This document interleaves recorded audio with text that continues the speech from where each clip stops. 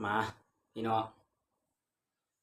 ทักทายสบายดีพ่อแม่พี่น้องกันเบิดสุขสุขคนเนาะ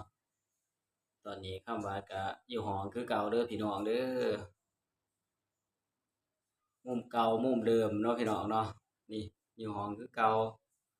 มุมเก่ามุมเดิมเนาะเป็นน้ำกรองบ่คือว่าหน้าแหละแต่ว่าพี่น้องมาบ่ว่าเอาหลายเนาะพี่น้องเนาะก่อนอื่นก็ต้อง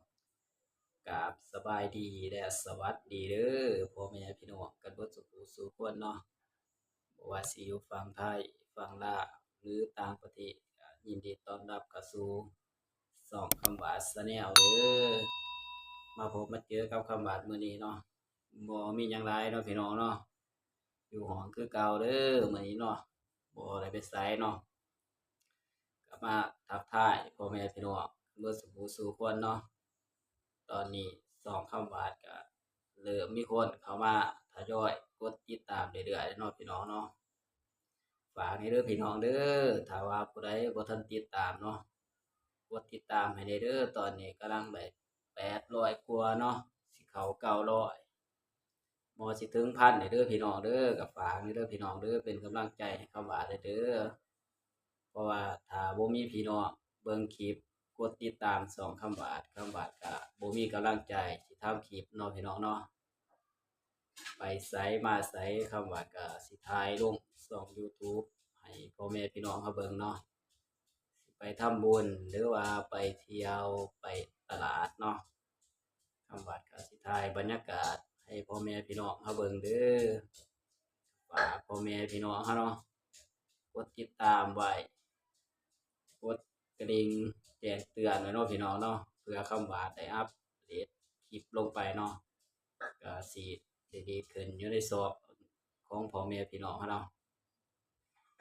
ถ้าคำว่าทำผิดพลาดหรือว่าไปถ่ายในตลาดไปถ่าย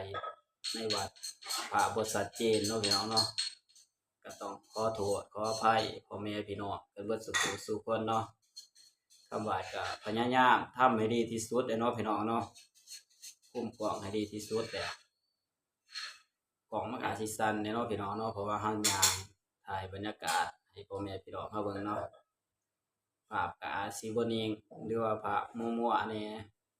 ก็ต้องขอโทษขออภัยพ่อแม่พี่น้องกันเบิดสุขสู่คนเนาะใครที่เขามาส่งคลิปนี่ล่ะก็อย่าลืมเนาะพี่น้องเนาะกดไลค์กดแชร์กดติดตามคอมเมนต์เข้ามาเนาะว่า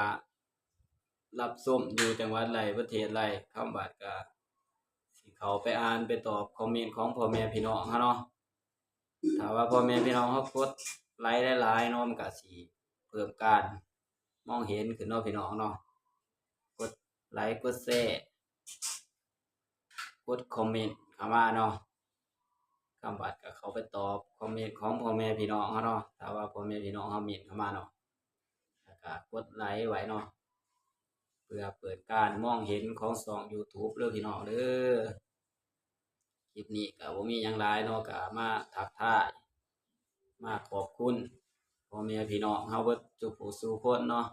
ที่กดติดตามช่อง YouTube คำว่าเด้อพี่น้องเด้อ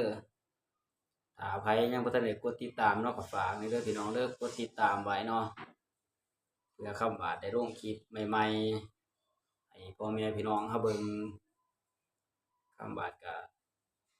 ลงคลิปไปก็กระแสตอบรับดีอยู่เนาะพี่น้องเนาะคนเบิ่งก็หลายอยู่เนาะถือว่าช่องน้อยๆก็คนเบิ่งบ่หลายปานใดก็สิพยายามทำต่อไปเนาะพี่น้องเนาะ คำว่าก็บ่มีหยังหลายเนาะพี่น้องเนาะก็มาขอบคุณพ่อแม่พี่น้องที่กดติดตามกดไลค์กดแชร์คอมเมนต์กันเข้ามาเนาะไผที่เขามาชมคลิปนี้แล้วก็ขอให้ทุกท่านเนาะมีสุขภาพเข้มแข็งร่างกายแข็งแรงตลอดปีตลอดไปเด้ออย่าเจ็บอย่าจนเนาะพี่น้องเนาะปรารถนาสิ่งใดก็ขอให้สมความมุ่งมั่นปรารถนาเด้อพี่น้องเด้อคำว่าก็สิได้จบคลิปไปแล้วก็สิกราบคำว่า สบายดีและสวัสดีเด้อพ่อแม่พี่น้องกันเบิดสุขสู่คนเนาะ